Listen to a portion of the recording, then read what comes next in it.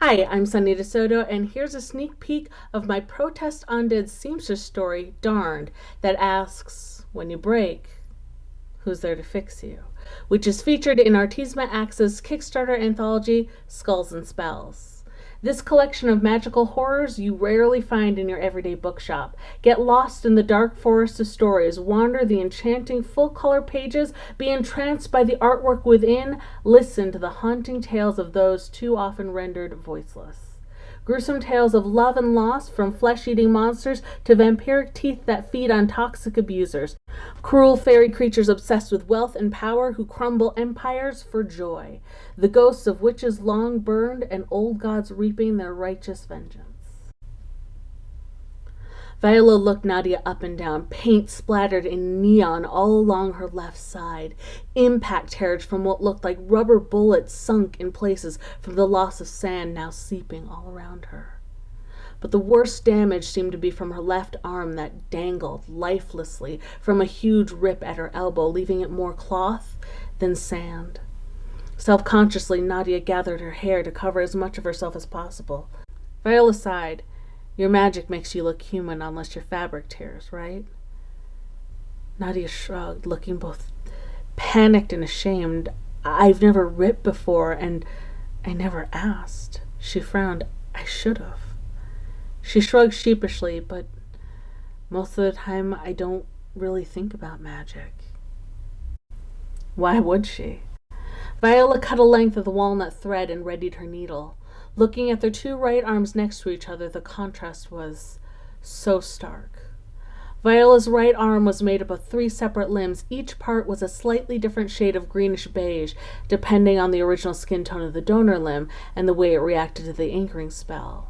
She preferred surgical steel staples for any attachment that didn't require a lot of mobility, and strong industrial black thread for everything else.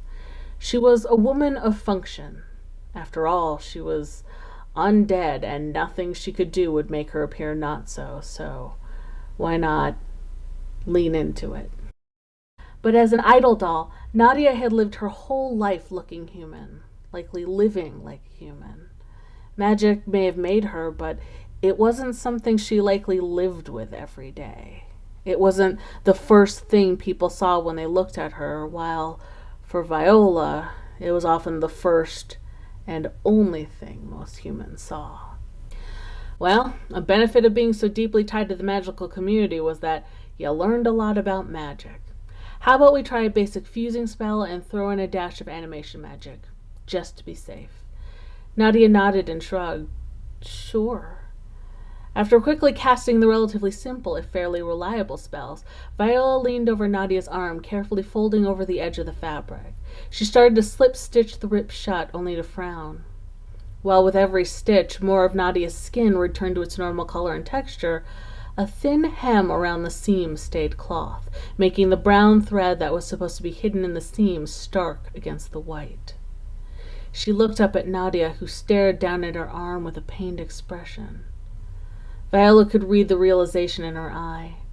Viola could and would stitch her up again.